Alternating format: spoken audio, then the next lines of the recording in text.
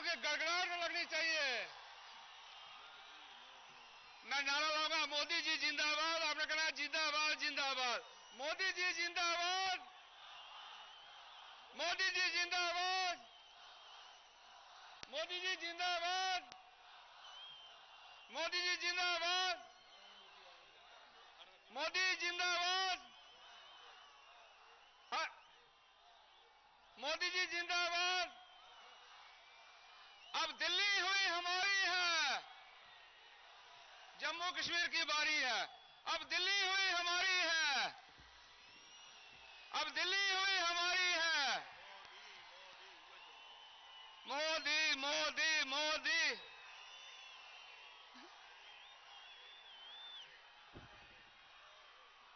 मोदी मोदी मोदी मोदी। तालियां बजाते हुए सब तालियां बजाएंगे।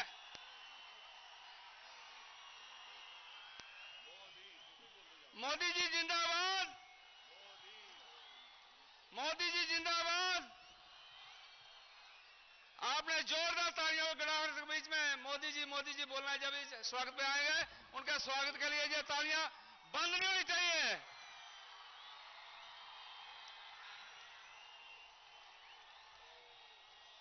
आपके सामने ही आने वाले हैं कुछ ही क्षणों में। मोदी मोदी मोदी,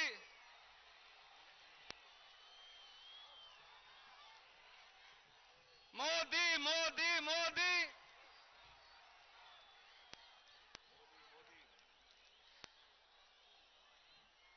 हर हर मोदी, घर घर मोदी, हर हर मोदी, घर घर मोदी।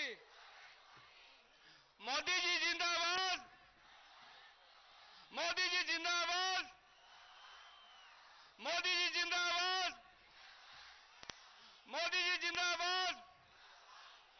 जैसे ही मंच पे आएंगे 5 मिनट तक तालियों की गड़गड़ाहट बजनी चाहिए और मोदी जी बोलते रहेंगे। सभी से मेरा निवेदन है, ये तालियों की गड़गड़ाहट 5 मिनट बजनी चाहिए और मोदी जी बोलना चाहिए। मोदी जी जिंदाबाद, मोदी जी जिंदाबाद।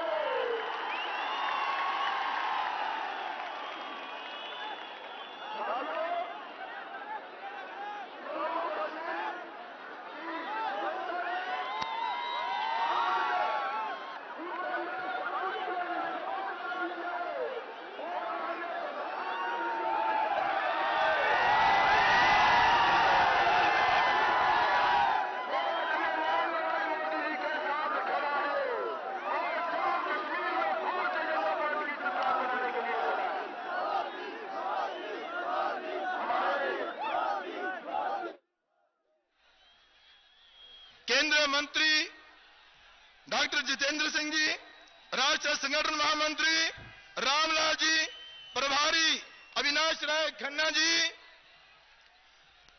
और मंच पर बैठे हुए हमारे पूर्व अध्यक्ष शमशेर सिंह जी, पूर्व अध्यक्ष हमारे अशोक खजूरिया जी, मंच पर बैठे हुए हमारे कैंडिडेट्स और वरिष्ठ नेतागण, साथियों, आप सब आदरणीय नरेंद्र भाई मोदी जी को सुनने के लिए आए हैं। मैं आपके मध्य में ज्यादा देर तक खड़ा नहीं रहने वाला, लेकिन यह जरूर बताना चाहता हूं कि आज तक जहां पर 60 वर्षों तक नेशनल कॉन्फ्रेंस और कांग्रेस की जो सरकारें रही है, उन्होंने जम्मू कश्मीर की जनता के साथ धोखा किया है और हमेशा धोखा किया है। हमारे यहां के जो रिफ्यूजियों का मसला है, 62,000 डेली वेजर जो है दर बदर की ठोकरें खा रहे हैं। डेली वेजर को परमानेंट करने की इस सरकार के साथ कोई योजना जो वह नहीं है। साथियों, नरेंद्र मोदी जी ने यह राशि जम्मू कश्मीर के लिए दी थी, हमारे मकान बनने के लिए। हमारी फसल बर्बाद हो गई, बाढ़ के कारण जितना भी नुकसान हुआ, मैं आदरणीय नरेंद्र भाई मोदी जी से यह कहना चाहता हूं, वो राशि जो है वो जम्मू कश्मीर की जनता के पास नहीं पहुंची है। वो कहां गई, इसकी इंक्वायरी होनी चाहिए।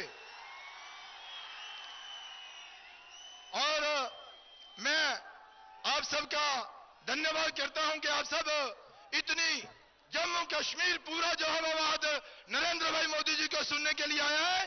मैं प्रार्थना करूंगा हमारे मध्य में जो कैंडिडेट्स हैं, वो आदरणीय नरेंद्र भाई मोदी जी का आदरणीय जो हमारे प्रधानमंत्री हैं, उनका फूलों से स्वागत करें। हमारे चौधरी सुखनंदन जी मठ से कैंडिडेट है, मठ से।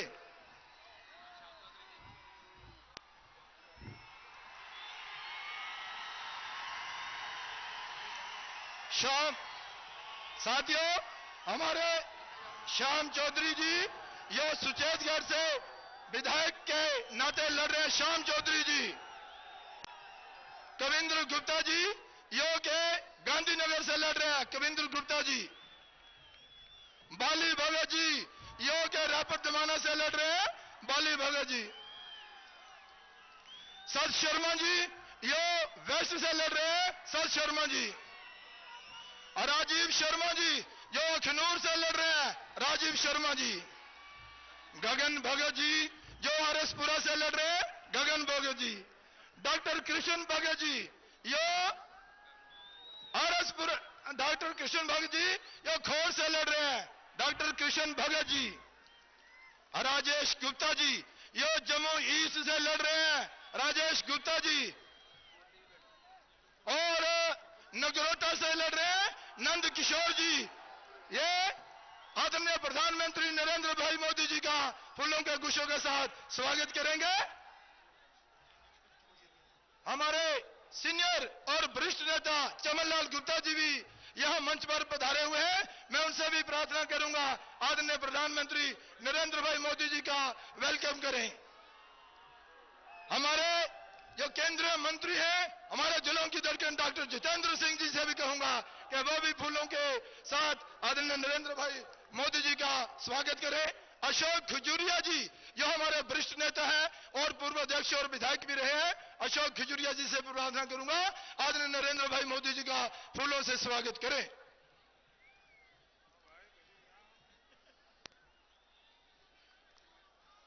साथियों, मैं आप सबका आभार प्रकट करते हुए जिस घड़ी का आपको इंतजार था, मैं आमंत्रित कर रहा हूं देश के प्रधानमंत्री, विश्व नेता आदरणीय नरेंद्र भाई मोदी जी का आए और हमारे सबका मार्गदर्शन करें। नरेंद्र भाई मोदी जी।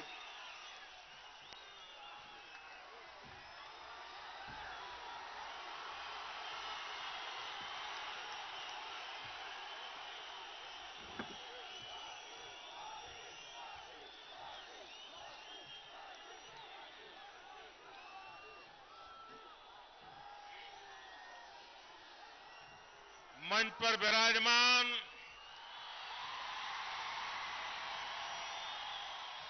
मंत्री परिषद के मेरे साथी, और इसी धरती के संतान डॉक्टर जितेंद्र सिंह जी, प्रदेश के अध्यक्ष श्रीमान जुगल किशोर जी, हमारे वरिष्ठ मार्गदर्शक आदरणीय प्रोफेसर चमनलाल जी गुप्ता, मेरे मित्र भाई अशोक खजूरिया जी, मंच पर विराजमान सभी वरिष्ठ महानुभाव और इस चुनाव में भारतीय जनता पार्टी के प्रत्याशी सुचेतगढ़ से श्री श्याम चौधरी जी, गांधीनगर कैंट से कविंदर गुप्ता जी, जम्मू पश्चिम से सत शर्मा जी, रायपुर डोमाना से बाली भगत जी, मर्रा से सुखनंदन चौधरी जी, नगरोटा से नंद किशोर जी, अखनूर से राजीव शर्मा जी, छाम से डॉक्टर कृष्णलाल, आरएसपुरा से गगन भगत, जम्मू पूर्व से राजेश गुप्ता जी, और इस सभा में हमें आशीर्वाद देने के लिए पधारे हुए, जिनके लिए भारत हमेशा गर्व करेगा और जो इसी धरती के संतान है, परम वीर चक्र विजेता श्रीमान बाना सिंह जी और सभी वरिष्ठ महानुभाव और विशाल संख्या में आए हुए जम्मू के मेरे प्यारे भाइयों और बहनों,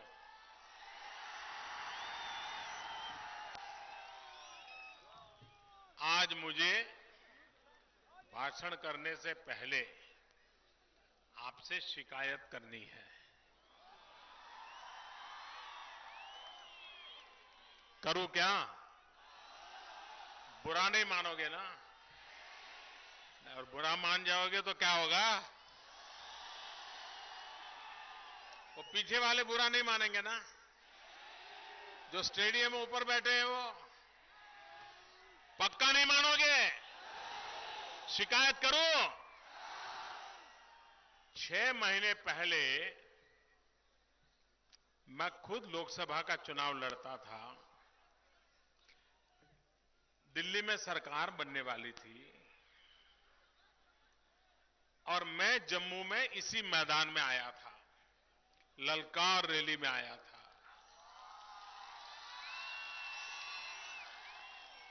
मैं खुद चुनाव लड़ रहा था, मेरा अपना भविष्य तय होना था, पूरे देश का भविष्य तय होना था, लेकिन उस रैली में आधे लोग ही आए थे।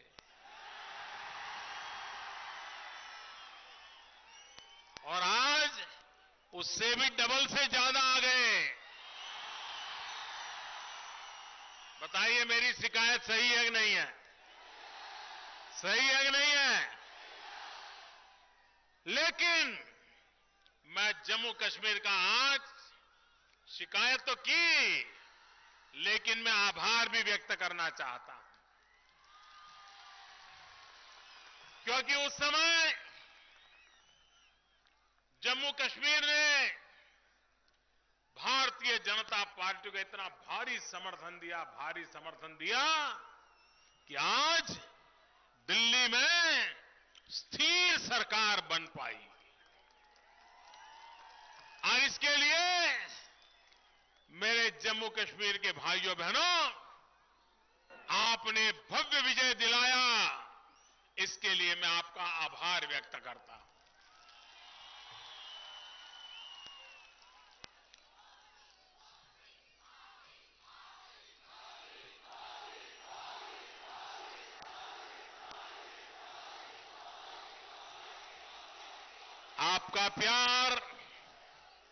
आपका प्यार मेरे सर आंखों पर।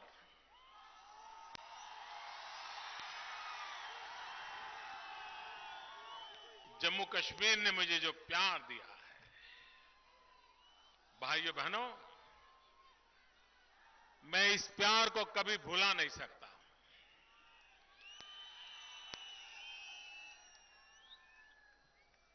और मैं मानता हूं, हिंदुस्तान में प्रधानमंत्री हो या कोई और हो, किसी भी दल का राजनेता हो, पिछले 50 साल में जनता ने रूबरू में आकर के जितने आशीर्वाद मुझे दिए हैं और किसी के नसीब में नहीं आए।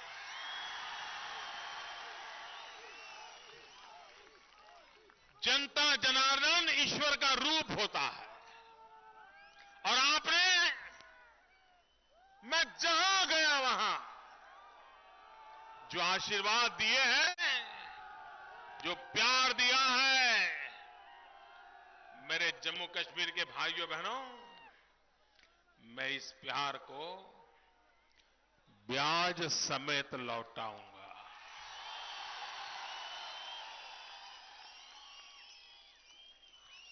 विकास करके लौटाऊंगा। और पिछले 30 साल से जिन मुसीबतों में आप फंसे हुए हैं, विकास ठप पड़ा है, भ्रष्टाचार चरम सीमा पर है, परिवारवाद ने हर जवान के सपनों को चूर चूर करके रख दिया है। उन सब से मुक्ति दिलाने का यह अवसर आया है मेरे भाइयों।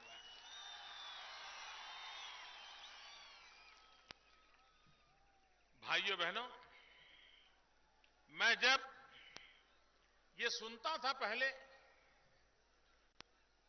मैं क्योंकि यहां संगठन का भी काम करता था, बहुत वर्षों तक मैं जम्मू कश्मीर में रह करके यहां काम किया है।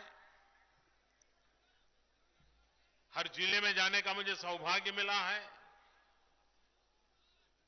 यहां की मुसीबतों से मैं भली भांति परिचित हूं।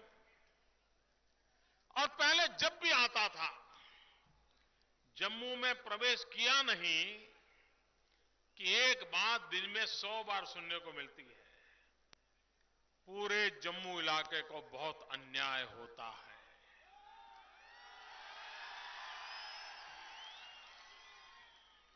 ये कश्मीर में बैठी हुई सरकार को हम उनके लगते ही नहीं है, उनको हम पराये लगते हैं।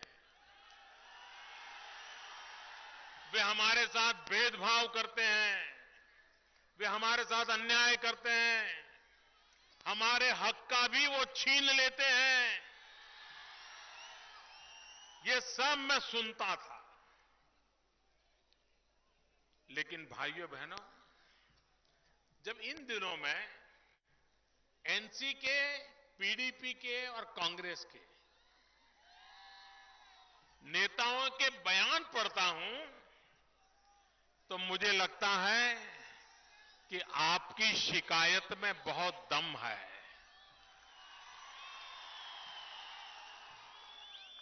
मैं हैरान हूं, ये तीनों दलों के नेता इन दिनों बयान दे रहे हैं कि घाटी में भाजपा को एक भी सीट नहीं मिलेगी। ये भेदभाव की भाषा क्यों भाई? ये घाटी को और जम्मू को अलग कर करके बोलने की भाषा क्यों? ये उनको शोभा देता है क्या?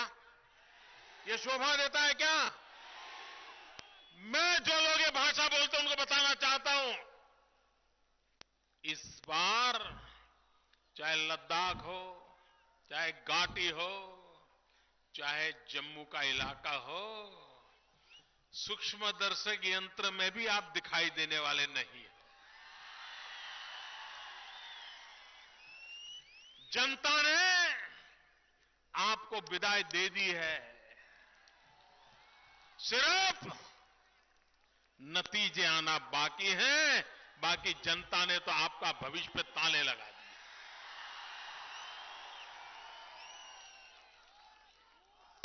भाइयों बहनों, ये जो भाषा बोली गई है, मैं विशेष करके जम्मू इलाके में जो 20 सीटों का मतदान होने वाला है, उन मतदाताओं को मैं एक विशेष आज आग्रह करने आया हूं।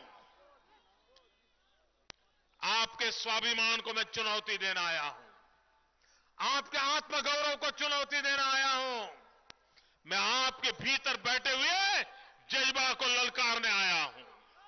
उन 20 सीटों के लोगों को मैं कहना चाहता हूं, जो लोग ये कहते हैं कि घाटी में एक भी सीट नहीं मिलेगी, उनको आप कह दो कि 20 में से एक सीट तुम्हें भी नहीं मिलेगी।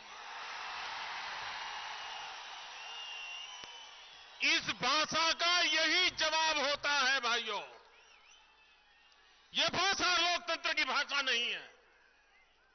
और इसलिए जो ये कहते हैं कि घाटी में तुम्हें सीट नहीं मिलेगी, तो आप भी कह दो आपको भी यहां एक सीट नहीं मिलेगी। अरे सीट तो छोड़ो,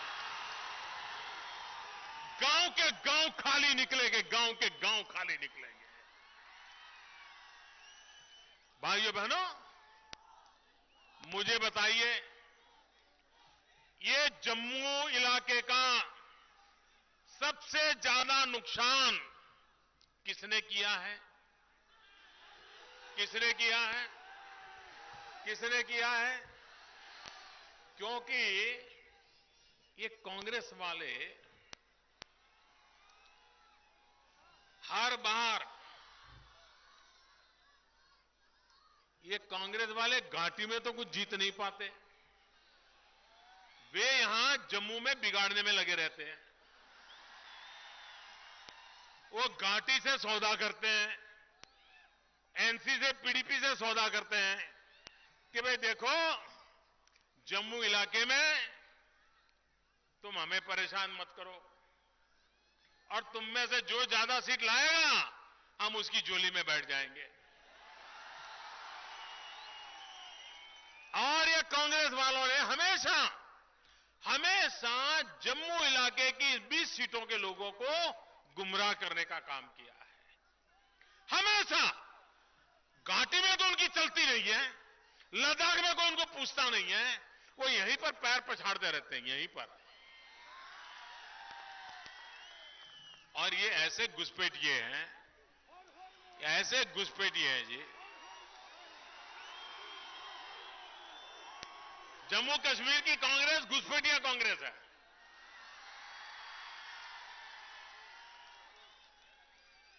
हर सरकार में वो सरकार में पीछे से घुस जाते हैं। एनसी की हो तो भी वो होंगे, पीडीपी की हो तो भी होंगे, और हर चुनाव में वो अलग चुनाव लड़ते हैं। चुनाव साथ नहीं लड़ते हैं, चुनाव अलग लड़ते हैं। क्यों? क्योंकि जम्मू के लोगों को गुमराह करने के लिए एनसी और पीडीपी के सिपाही सालार बनकर के काम करना कांग्रेस ने ठेका लिया हुआ है। भाइयों बहनों, जम्मू इलाके में कांग्रेस सिर्फ वोट बिगाड़ने के लिए खड़ी रहती है। इस बार भाइयों बहनों, आप देखिए देश की जनता ने क्या किया। देश की जनता ने कितना बड़ा काम किया। कांग्रेस को सत्ता से तो निकाला, विपक्ष में भी नहीं रहने दिया। 125 साल उम्र हो गई कांग्रेस की, ऐसा बुरा हाल देश ने कभी कांग्रेस का किया नहीं था। आप मुझे बताइए, क्या इस बार जम्मू की इस 20 सीटों पर भी एक भी पोलिंग बूथ में कांग्रेस को कुछ नहीं निकलना चाहिए? मैं कांग्रेस के खिलाफ ये इसलिए आपको कह रहा हूं कि जम्मू कश्मीर के भविष्य को बर्बाद करने में उन्होंने जम्मू के लोगों के कंधे पर से गोलियां चलाई है भाइयों, जम्मू के कंधे से। और इसलिए सबसे ज्यादा गुस्सा जम्मू के लोगों को होना चाहिए कि जम्मू के इलाके में ये जम्मू कश्मीर को बर्बाद करने वालों को अब कभी मौका नहीं मिलेगा। भाइयों बहनों, लोकतंत्र में इतनी ताकत होती है कि उसमें गरीब से गरीब की आवाज भी सुनाई जाती है। हर किसी के दुख को सुनने की जगह लोकतंत्र में होती है। हर किसी को अपनी ताकत दिखाने का अवसर लोकतंत्र में होता है। लेकिन जहां वंशवाद होता है, परिवारवाद होता है, वहां लोकतंत्र की जड़ों में दीमक लग जाती है, दीमक। जम्मू कश्मीर में दीमक लगी हुई है मेरे भाइयों बहनों, और इसलिए जम्मू कश्मीर को अगर बचाना है तो यहां वंशवाद को खत्म करना होगा, परिवारवाद को खत्म करना होगा। आप मुझे बताइए, आप यहां जो खड़े हैं, क्या यहां के नौजवान होनहार है कि नहीं है? यहां के नौजवान होनहार है कि नहीं है? यहां की बेटियां होनहार है कि नहीं है? मैं बुजुर्गों को पूछना चाहता हूं, आपके बेटे में दम है कि नहीं है? आपकी बेटी में दम है कि नहीं है? लेकिन क्या कभी आपने सोचा है कि आपका बेटा या बेटी जम्मू कश्मीर में राज करेंगे? सोचा है? नहीं सोचा। क्यों? आपको मालूम है यहां तो आरक्षण चल रहा है, रिजर्वेशन। कभी बाप कभी बेटी, कभी बाप कभी बेटा। ये जब तक बाप बेटे और बाप बेटी का रिजर्वेशन है, आपके बेटे का भविष्य खुलने वाला नहीं है। आप अपने बेटे बेटी के भविष्य को बदलना चाहते हो तो ये बाप बेटे और बाप बेटी का ये कारोबार खत्म होना चाहिए भाइयों। जम्मू कश्मीर को ये वंशवाद से मुक्ति दिलानी चाहिए। जब तक आप वंशवाद से मुक्ति नहीं दिलाओगे, जम्मू कश्मीर का भविष्य नहीं बदलेगा। और जिम्मेवारी इन 20 सीटों पर ज्यादा है मेरे भाइयों बहनों। मैंने जम्मू कश्मीर में रैलियां की हैं, सारे पॉलिटिकल पंडित के हिसाब किताब गलत होने वाले हैं। उनको पता ही नहीं है हवा का रुख कैसे बदला हुआ है। जो जनसागर में देख रहा हूं, जो उत्साह देख रहा हूं, माताओं बहनों नौजवान जिस बुलंदी के साथ इस चुनाव में जम्मू कश्मीर का भविष्य तय करने के लिए निकली है, सारे पॉलिटिकल पंडितों के हिसाब गलत हो जाने वाले हैं भाई।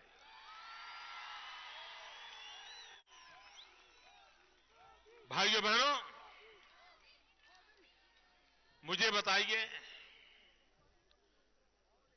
क्या हमारे जम्मू में टूरिज्म के विकास की संभावना है कि नहीं है?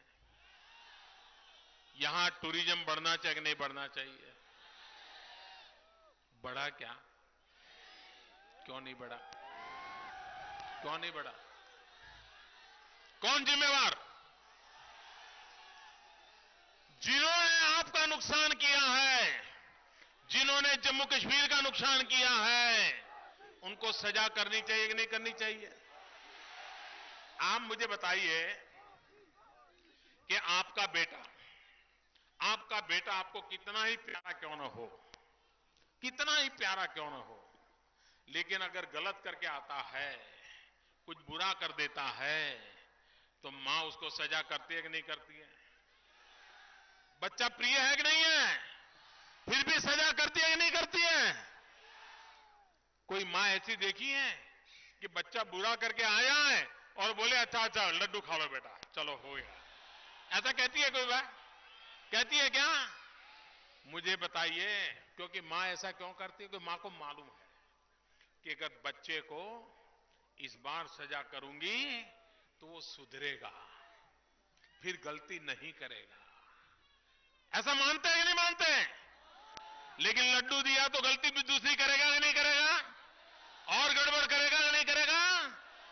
ये पीडीपी, एनसीपी, एनसी और कांग्रेस, पीडीपी, एनसी और कांग्रेस, ये तीनों ने गलतियां की, बुरा किया, लेकिन आपने हर बार उनको लड्डू खिलाया और इसके कारण वो बिगड़ते गए।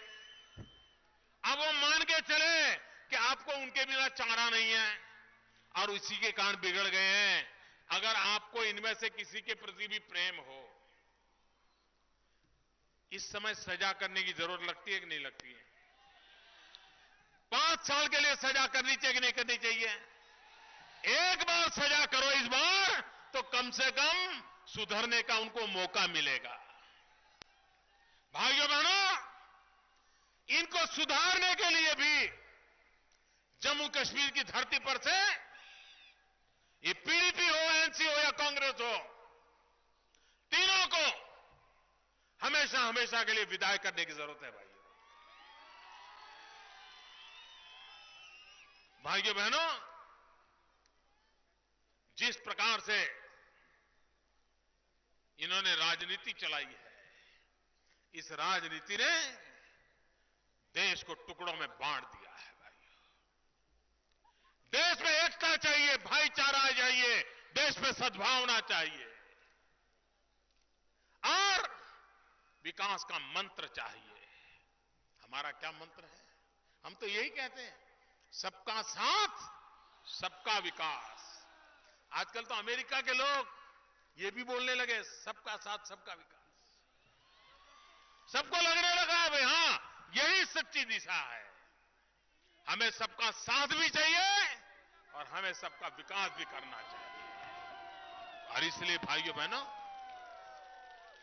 आप मुझे बताइए, टूरिज्म एक ऐसा क्षेत्र है कि जिसमें गरीब से गरीब को रोजगार मिलता है। टूरिज्म बढ़ता है, ऑटो रिक्शा वाला कमाता है, प्रसाद बेचने वाला कमाता है, चने मुरमुरे बेचने वाला कमाता है, छोटे छोटे होटल वाला कमाता है, ऊनी कपड़े बेचने वाला कमाता है, छोटे छोटे लोग भी कमाते हैं। भाइयों बहनों, क्या मेरे जम्मू के अंदर नौजवानों को रोजगार मिलना चाहिए कि नहीं मिलना चाहिए? आज अगर टूरिज्म बड़ा होता तो यहां के नौजवानों को रोजगार के लिए कहीं जाना पड़ता क्या? सारी दुनिया एक बार जम्मू कश्मीर जाना है, ये सपने देखती है। हर एक को लगता है, यार एक बार तो जम्मू कश्मीर जाना है। हर एक, आप कहीं पर भी जाए, कश्मीर जाइए, कश्मीर के बाहर कन्याकुमारी जाइए, तमिलनाडु जाइए, उड़ीसा जाइए, गुजरात जाइए, हर एक के मन में रहता है कि भाई एक बार तो कश्मीर जाना है, जम्मू कश्मीर देखना है। भाइयों बहनों, 125 करोड़ देशवासी जिस भूमि को देखने के लिए लालायित होते हो, अगर उनको यहां आने का अवसर मिल जाए तो यहां की इकोनॉमी कितनी आगे बढ़ेगी भैया, यहां के लोगों को कितना रोजगार मिलेगा, यहां पर कितनी समृद्धि आएगी। और इसलिए मेरे भाइयों बहनों, विकास सभी समस्याओं का समाधान है। हमारी सारी मुसीबतों से मुक्ति पानी है तो विकास चाहिए। नौजवान को अगर रोजगार नहीं मिलेगा, आज दुनिया में भारत सबसे युवा देश है। 65% जनसंख्या 35 साल से कम उम्र की है। जिस देश के पास 35 साल से कम उम्र के 65% लोग हो, वो नौजवान दुनिया में क्या कुछ नहीं कर सकता है भाइयों, उसे अवसर मिलना चाहिए।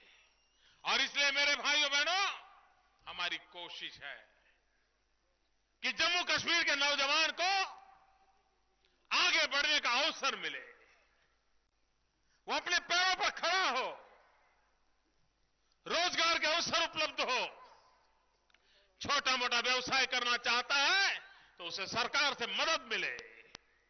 और भाइयों बहनों, हम उस दिशा में आगे बढ़ना चाहते हैं। ये कांग्रेस पार्टी 40 साल पहले उन्होंने बैंकों का राष्ट्रीयकरण किया और क्या कहा कि बैंक बड़े बड़े लोगों के काम आती हैं, गरीबों के लिए नहीं आती हैं, इसलिए बैंकों का राष्ट्रीयकरण कर दिया जाए। 40 साल हो गए, 40 साल। आपने कभी किसी गरीब को बैंक में देखा है क्या? जरा सब बताओ ना, देखा है क्या? ये झूठे वादे करते थे कि नहीं करते थे? भाइयों बहनों, हमने सरकार बनाने के बाद कहा गरीब का खाता बैंक में खुलेगा। ये बैंक में जो पैसे हैं वो गरीब के काम आएंगे। गरीब के घर में शादी हो, बेटी की शादी तय करनी हो, लड़के वाले देखने के लिए आने वाले हो, गरीब आदमी हो तो उसको लगता है कि बेटी के लिए अच्छे कपड़े बनवाए, मेहमान आने वाले तो कुछ खाना अच्छा बनाए, तो किसी साहूकार के पास से 500-700 रुपया वो ब्याज पे ले आता है और मेहमानों की चिंता करना शुरू करता है। बेटी की शादी तय होती है, लेकिन 500-700 रुपया वो साहूकार से लाया है, वो साहूकार डंडा लेकर के ऐसा पीछे पड़ जाता है, इतना ब्याज मारता रहता है, इतना ब्याज मारता रहता है कि वो बेचारा गरीब आदमी 700 रुपया जमा नहीं करवा पाता है और बेटी की शादी तय हुई टूट जाती है, बेटी कंवारी रह जाती है और कभी कभी आत्महत्या करने की नौबत आती है। भाई, गरीब का यह हाल होता है। भाइयों बहनों, हमने तय किया अब गरीब को साहूकार के घर नहीं जाना पड़ेगा, अब गरीब को कोई साहूकार नहीं लूट पाएगा, बैंक में उसका खाता खुलेगा। और हमने ये भी कहा एक भी पैसा नहीं होगा तो भी खाता खुलेगा। तो हमारे बैंक वाले मुझे पूछने लगे, साहब ये क्या कर रहे हो? मैंने कहा ये पैसा गरीबों का है, ये खाता खुलेगा। और भाइयों बहनों, आज मुझे गर्व के साथ कहना है करीब करीब 9 करोड़ खाते खुल गए, 9 करोड़ खाते खुल गए। और ये गरीबों की अमीरी देखो, ये गरीबों की अमीरी देखो। सरकार ने तो कहा था 1 नया पैसे के बिना भी खाता खुल जाएगा, लेकिन गरीब को लगा कि भले मोदी जी ने कहा है, लेकिन हमारा भी तो कोई दम होता है। और किसी गरीब ने 5 रुपया जमा कराया, किसी ने 100 रुपया जमा कराया, किसी ने 200 रुपया जमा कराया और करीब करीब 7,000 करोड़ रुपया बैंक में जमा करवाया गरीबों ने, 7,000 करोड़।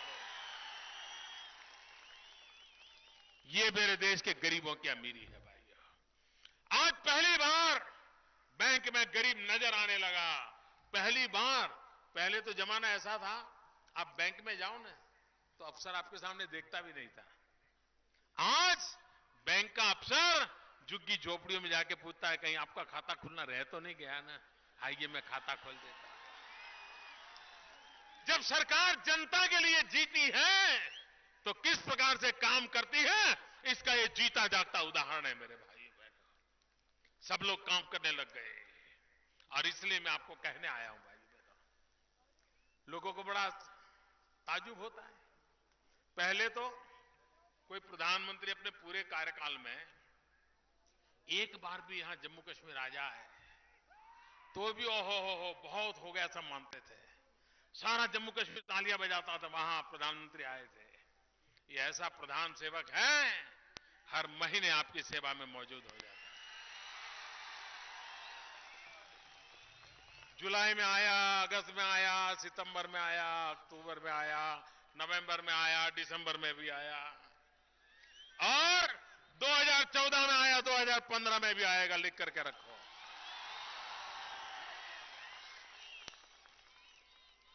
भाइयों बहनों, मुझे बताइए, दिवाली का मन किसको नहीं होता है। अपनों के बीच में दिवाली मनाने का मन सबको होता है कि नहीं होता है। अपने भाई बहन, मां बाप, यार दोस्त, उनके बीच में दिवाली मनाने का मन करता है कि नहीं करता है। भाइयों बहनों, मैंने दिवाली नहीं मनाई और मैं जम्मू कश्मीर के पीड़ितों के बीच आकर के बैठ गया था। जम्मू के लोग मुझे मिलने आए थे श्रीनगर में। बाढ़ के कारण उनकी जो मुसीबत आई, उस मुसीबत की बात करने के लिए मेरे साथ बैठे थे। भाइयों बहनों, जब जम्मू में बाढ़ आई, सबसे पहले पहुंचने वाली दिल्ली की सरकार थी। भाइयों बहनों, हमारे डॉक्टर जितेंद्र सिंह के नेतृत्व में देश भर से कार्यकर्ताओं को हमने मोबिलाइज किया और जम्मू के लोगों की मदद के लिए तैनात कर दिया था।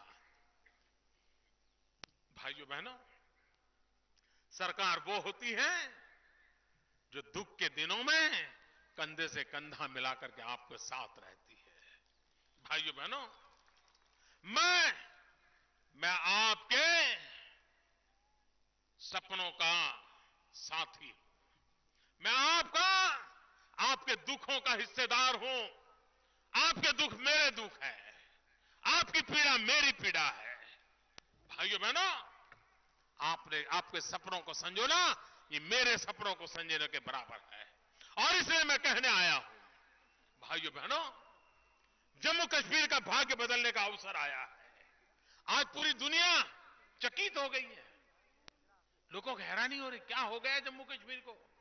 अब तक ऐसी झूठ सुना है, इतना झूठ सुना है, सारा देश दुनिया को अचरज हो रहा है। सारी दुनिया जम्मू कश्मीर की हर चीज पर बड़ी बारीकी से देख रही है। भाइयों बहनों, जम्मू कश्मीर के अंदर इस बार भाइयों जो मतदान हुआ है, चाहे लद्दाख हो, कश्मीर घाटी हो, कितनी ही ठंड क्यों न हो, सारे रिकॉर्ड तोड़ दिए। पिछले 40 साल के रिकॉर्ड तोड़ दिए जी। सारी दुनिया को जम्मू कश्मीर के लोगों ने जो लोकतंत्र में आस्था जताई है, सारी दुनिया उसकी सराहना करने लगी है। लेकिन जम्मू की 20 सीटों वालों को मैं कहना चाहता हूं, अगर घाटी में इतना मतदान उत्साह से होता है तो क्या जम्मू की 20 सीट वाले पीछे रह जाएंगे क्या? आप भी रिकॉर्ड तोड़ोगे क्या? आपको तो अपना भी रिकॉर्ड तोड़ा है, उनका रिकॉर्ड भी तोड़ना है और हिंदुस्तान का रिकॉर्ड भी इस बार जम्मू के 20 सीट वाले तोड़ के दें। कुछ करके दिखाओ दोस्तों, दुनिया आपको मान जाएगी। मुझे बताइए भाइयों बहनों, आज दुनिया में हिंदुस्तान का जय जयकार हो रहा है कि नहीं हो रहा है? आज अमेरिका में भी भारत भारत हो रहा है कि नहीं हो रहा है? चीन में भी हो रहा है कि नहीं हो रहा है? ऑस्ट्रेलिया में हो रहा है कि नहीं हो रहा है? जापान में हो रहा है कि नहीं हो रहा है? क्यों हो रहा है? क्यों हो रहा है? क्यों हो रहा है भाइयों? मोदी के कारण नहीं हो रहा है। ये जय जयकार मोदी के कारण नहीं हो रहा है। ये जय जयकार आपके कारण हो रहा है, आपके कारण हो रहा है। जब दुनिया का कोई भी बड़ा नेता, कितना ही बड़ा क्यों न हो, विश्व सत्ता का मालिक अपने आप को क्यों न मानता हो, लेकिन वह जब मोदी से हाथ मिलाता है ना, तो उसको, जब वो मोदी से हाथ मिलाता है ना, उसे मोदी नहीं दिखता है। जब हाथ मिलाता है तो 125 करोड़ देशवासी उसको दिखाई देते हैं। ये ताकत है हमारे देश की। भाइयों बहनों, इस ताकत के भरोसे, और ये ताकत आई है कि 125 करोड़ देशवासियों ने पूर्ण बहुमत से सरकार बनाई है, पूर्ण बहुमत से। 30 साल के बाद देश को पूर्ण बहुमत वाली सरकार मिली है। भाइयों बहनों, जम्मू कश्मीर को भी मुसीबतों से मुक्ति दिलानी है तो यहां पूर्ण बहुमत वाली भाजपा की मजबूत सरकार चाहिए। पूर्ण बहुमत वाली भाजपा की मजबूत सरकार चाहिए। आप हमें पूर्ण बहुमत दीजिए, हम आपको पूर्ण विकास देंगे, ये मैं आपको वादा करने आया।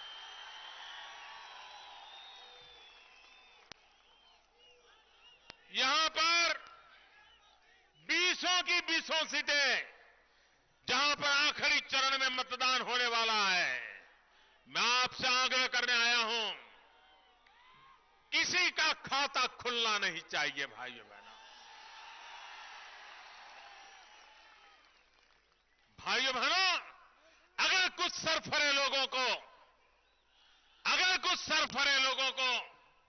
AK-47 में अगर भरोसा होगा, बम बंदूक और पिस्तौल की दुनिया में भरोसा होगा, जम्मू के लोग उनको दिखा दीजिए कि तुम्हारी उंगली से ट्रिगर में जितनी ताकत है, उससे ज्यादा ताकत मेरी उंगली में ईवीएम मशीन पे है मित्रों।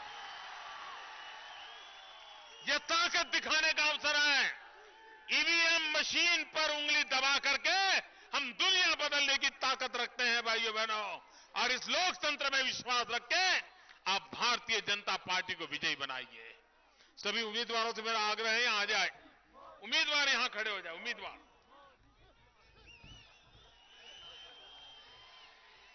भाइयों बहनों, मैं एक और बात बताना चाहता हूं। जम्मू कश्मीर में जितना अन्याय जम्मू कश्मीर के नागरिकों के साथ हुआ है, उतना ही अन्याय हमारे विस्थापित भाइयों बहनों के साथ हुआ है। 47 से लगातार विस्थापितों के साथ अन्याय होता रहा है। 12 लाख से ज्यादा इन पीड़ित परिवारों का भाग्य बदलने का हम आपको वादा करते हैं भाइयों बहनों, और इसलिए मैं आपसे अनुरोध करने आया हूं, आप 20 सीटों पर हमारे इन साथियों को विजयी बनाइए। मेरे साथ दोनों मुट्ठी बंद करके पूरी ताकत से बोलिए, भारत माता की। ऐसे नहीं, आवाज लद्दाख तक पहुंचनी चाहिए। भारत माता की, भारत माता की, भारत माता की। बहुत बहुत धन्यवाद।